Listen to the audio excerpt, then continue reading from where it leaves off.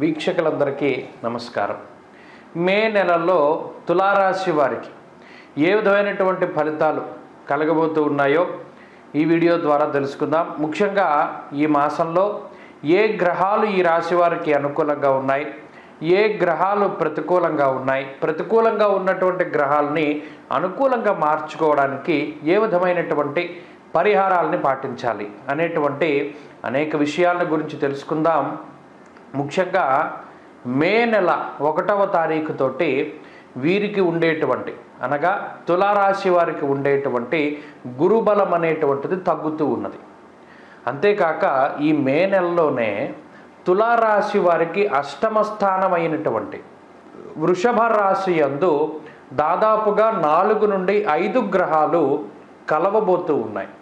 15వ తారీఖు దాటిన తర్వాత ఉన్నటువంటి పరిస్థితులను చూస్తే అష్టమ స్థానంలో గురుడు, అష్టమ బుధుడు, అష్టమ శుక్రుడు, అష్టమ రవి, అష్టమ చంద్రుడు కూడా నెలలో ఒకసారి అష్టమంలోకి వెళతారు. కాబట్టి దాదాపుగా 4 నుండి 5 గ్రహాలు 8వ స్థానంలోకి వస్తూ ఉన్నాయి.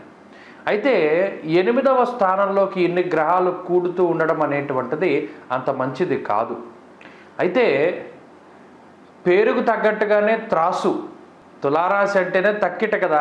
త్రాసులో ఓ పక్కన అష్టమంలో గ్రహాలు ఉంటే మరొక పక్క దానికి సరిసమానంగా తులారాశి వారికి బలాన్ని చేకూరుస్తూ ఉన్నటువంటి 2 గ్రహాలు కుజుడు, రాహువు. ఎప్పుడైతే షష్ఠ స్థానంలో కుజరాహువుల యొక్క యుతి జరుగుతూ ఉన్నదో ఇక అష్టమంలో ఎన్ని గ్రహాలు ఉన్నా ఈ తులారాశి వారికి 6లో ఉండేటువంటి కుజుడు, రాహువు కూడా కాపాడతారు.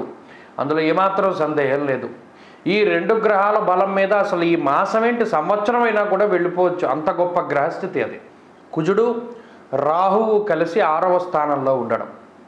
అయితే ఇటు 8వ స్థానంలో ఉండే గ్రహాలు ప్రతికూల ఫలితాన్ని ఇస్తాయి. ఇచ్చినటువంటి ఫలితాలని 6లో ఉండేటువంటి గ్రహాలు తగ్గించాలి. అది వాటి మధ్యలో ఉండేటువంటి సామరస్యమైనటువంటి విషయం. అయితే గురుబలం తగ్గడం వల్ల ఏం జరుగుతుందండి అనగా చౌరాగ్ని నృప భీతిశ్చ గాత్ర గాంభీర్య నాశనం అన్నారు. మరి అష్టమంలో రవి ఉన్నప్పుడు దుర్దోష శత్రు సంవాదో గమనం వ్యధ అన్నారు. ఇలా అష్టమంలో ఉండేటువంటి గ్రహాలలో ఒక శుక్రుడు మినహాయించి మిగతా గ్రహాలన్నీ ప్రతికూలంగా పనిచేస్తూ ఉంటాయి. ప్రత్యేకించి ఆకస్మికమైనటువంటి సమస్యలకి, ఊహించనటువంటి ఇబ్బందులకి, ఊహించనటువంటి సమస్యలకి ఈ గ్రహస్థితి కారణమవుతుంది. అనగా సడన్గా ఏదైనా అనారోగ్య సమస్య రావడం, లేదా సడన్గా అష్టమంలో రవి గురుడు ఉన్నప్పుడు ఏదైనా ఆర్థిక ఇబ్బందులు, లేదా ప్రభుత్వపరమైనటువంటి సమస్యలో, లేదా ఉద్యోగపరమైనటువంటి సమస్య, వ్యాపారపరమైనటువంటి సమస్య, ఏదో ఒకటి సడన్గా అది ఇబ్బంది పెడుతుంది. అలాగే అనవసరమైనటువంటి ప్రయాణాలు చేస్తూ ఉండడం, శరీరం ఎక్కువగా అలసిపోతూ ఉండడం, ఉత్సాహాన్ని కోల్పోతూ ఉండడం, శరీరంలో మునుపటికి అనగా గతంలో ఉన్నటువంటి ఉత్సాహం ఉండదు, మునుపటి ఉత్సాహం ఉండదు.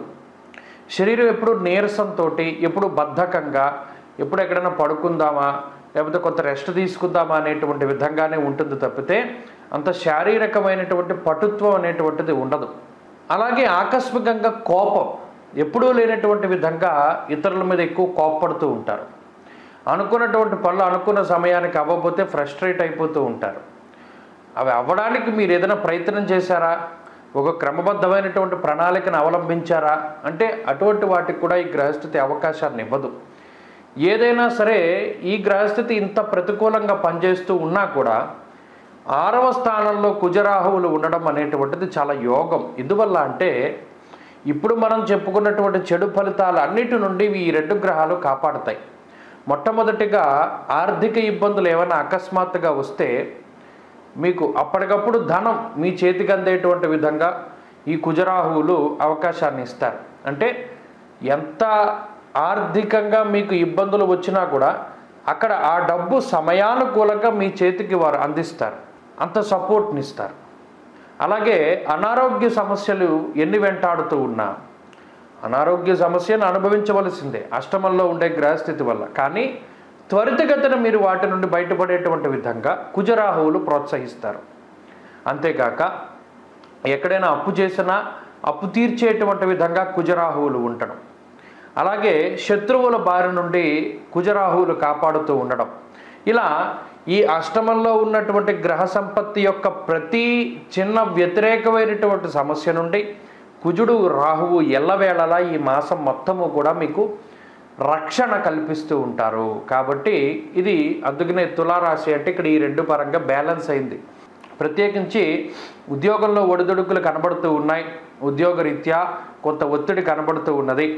మరీ ముఖ్యంగా స్థానచలనము అనగా మీరున్నటువంటి ప్రదేశం, ఆ ప్రాంతం యొక్క మార్పు కానీ, ఉద్యోగ మార్పు కానీ, లేదా పని వేళల్లో మార్పులు కానీ ఇవన్నీ కూడా కనబడుతూ ఉన్నాయి.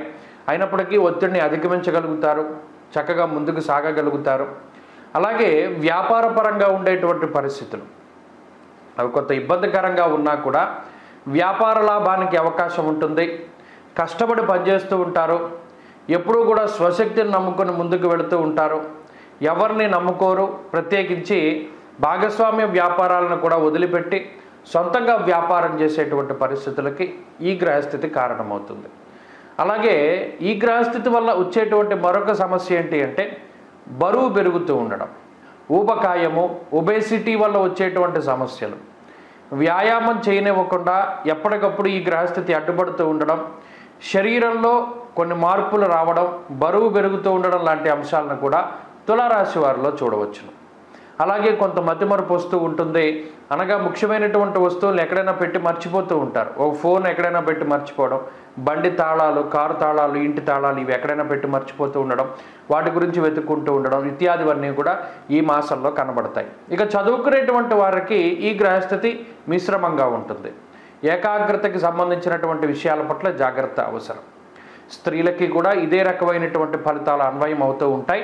ప్రత్యేకించి అష్టమంలో ఉండేటువంటి ఇన్ని గ్రహాల యొక్క దోషాన్ని పోగొట్టుకోవడానికై ఆంజనేయ స్వామి ఆరాధన చాలా విశేషంగా చేస్తూ ఉండాలి.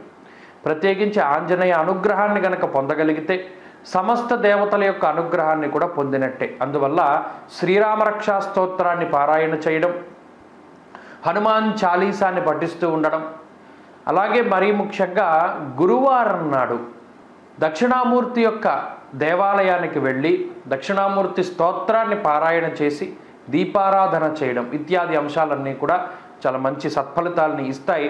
ప్రత్యేకించి గురుబలం, రవి బలాన్ని కూడా పెంచుకోవడానికి ప్రయత్నం చేయండి.